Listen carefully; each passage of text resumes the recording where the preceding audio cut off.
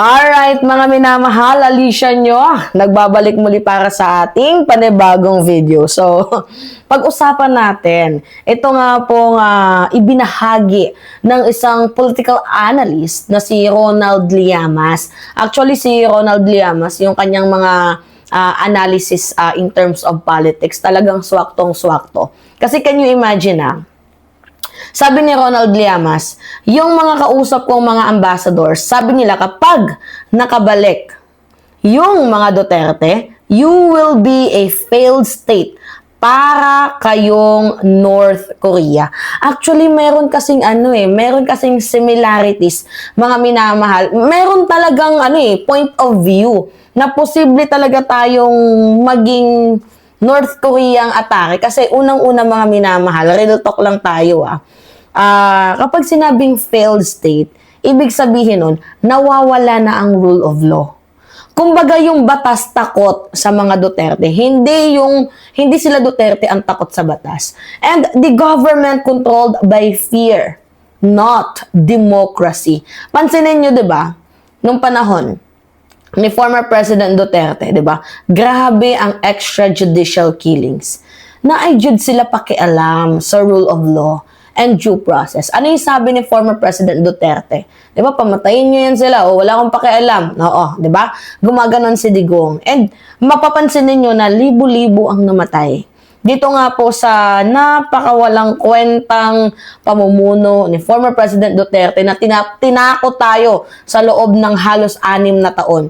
Marami ring innocenteng nadamay and yung buhay natin talagang takot. Natuto tayong mabuhay ng takot. Maganda, to be honest, yung panahon ni former President Duterte dahil madaming natatakot, pero yung kanilang pagkatakot is takot sila sa pamumuno ni Digong. Bakit sila natatakot sa pamumuno ni Digong? Isang maling kaimbot lang, posible silang, diba? Posible silang mategi.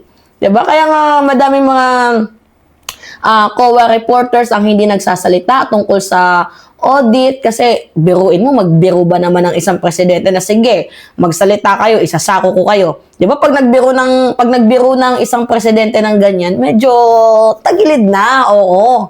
'Di ba? Ang dami ding nagre-resign sa kanilang trabaho kasi natatakot, mga minamahal. And also, kapag sinabi nating failed state, mga minamahal, people is silence. Siguro wala nang mima na nagba-vlog kung sakaling maupo si VP Sara Duterte. Wala nang vloggers kayong makikita dahil lahat ay takot sa kanila. And the institution will be destroyed and yung corruption magiging normalized na lang yan. So kung ganito na maupo si Vice President Sara Duterte, ibig sabihin yung batas takot sa kanila. Hindi sila yung takot sa batas. So ngayon, tanungin natin, kayong mamamayang Pilipino, papayag ba kayo na mas malala pa ang maibabalik once na ang mga Duterte ay makabalik sa pwesto? Gusto nyo ba yon? Tanong lang. So, ito yung sinabi ni Ronald Llamas. Basahin pa natin dito Yung mga nakausap kong ambassador, sabi nila kapag nabalik daw yung mga Duterte, you will be a failed state.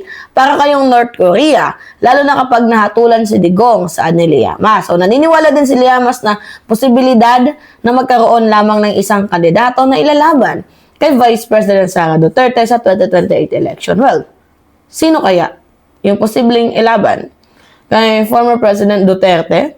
Dito nga po sa 2028 election, yan ay kung makatakbo. Kaya dapat ma-impeach na, itong si Vice President Sara Duterte. So, saan niya pa dito? Tingin ko, kung sino man yung viable candidate na nag-iisa, all the others will support him or her, whether manggagaling sa pink or sa independent. Dahil nga alam nila, lahat na all of them are facing the possibility of physical and political survival. Dahil sinabi naman ni Sara, gaganti kami. Yan na nga yung problema, mga minamahal. Hindi uupo si Sara Duterte para maglingkod. And ito bakit hindi pwedeng maging presidente itong si Vice President Sara Duterte? Una, yung kanyang mindset, di ba, na vengeance based on politics.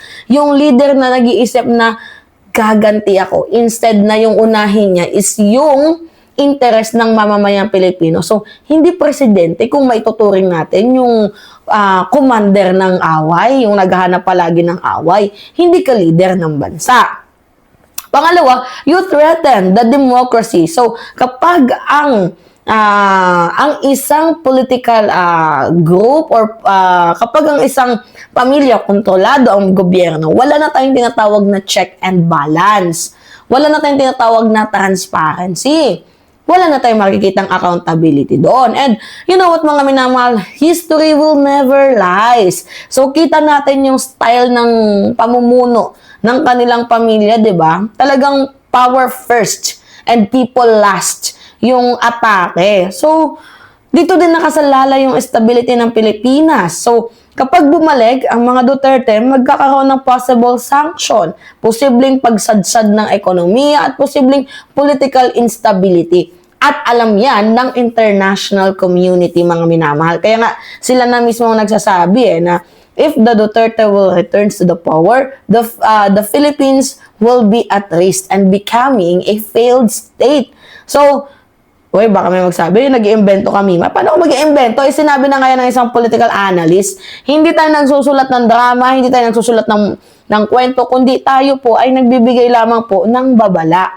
'Di ba? So ngayon, bakit ba naihalin tulad tayo sa North Korea style? So, kasi si Sara Duterte, siya yung klase ng leader na gusto maupo forever sa pwesto. 'Di ba?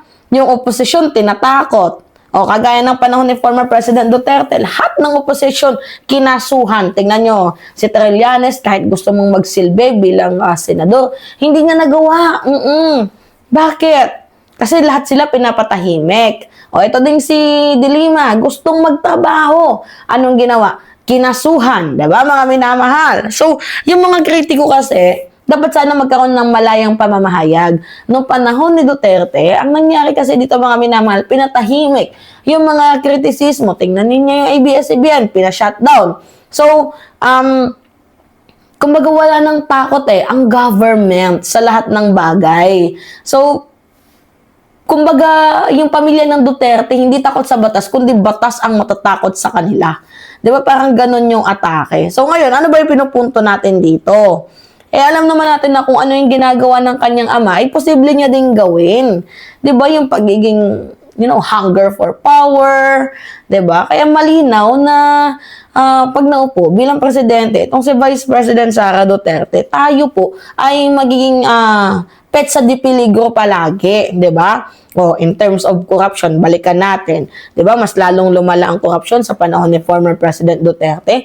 Dumami yung anomalya. Si Digong na ngayon nagsabi na mayroong corruption, massive corruption sa DPWH, pero meron ba siyang ginawang action? 'Di ba? Wala mga minamahal. At mas naging normal yung power abuse sa panahon ni former President Duterte. Sa usapin naman ng human rights, para bang wala ng karapatan ng mamamayang Pilipino na mabuhay. Ganon yung atake Di ba? Na parang pwede ka nang mawala sa mundo kapag trip ka nila. Di ba? Ngayon, na nahatulan na ng International Criminal Court, itong si former President Duterte, yes, although may pananagutan, pero alam naman natin na itong si Sara Duterte, once na makabalik yan, gaganti yan. Oo. Hindi niya iisipin kung paano magserbisyo sa mamamayang Pilipino. Iisipin niya kung paano makulong itong si Marcos. Oo, yan yung gagawin niya ni Sara Duterte. So, wala ng peace ang bansang Pilipinas. Kung baga ganti-gantihan lang, time to time lang yan. Panahon mo masaya ka, panahon ko masasaya ako. 'Di ba? So, kayo, ano yung masasabi ninyo? Do you agree? Dito nga po sa inilabas na nila Llamas, nilabas ng opinion. Oo. Ako, yes. Yeah, umaagree ako. Bakit ba ganito tong na to? Wait lang. Ay, sarado nga muna natin. Yan. Diba? Alright. So, kayo, ano yung masasabi nyo dito, mga minamahal? Anyway, it's me again, Alicia nyo. Nagbabalik muli para sa ating panibagong video. Maraming salamat at ingat, mga kababayan.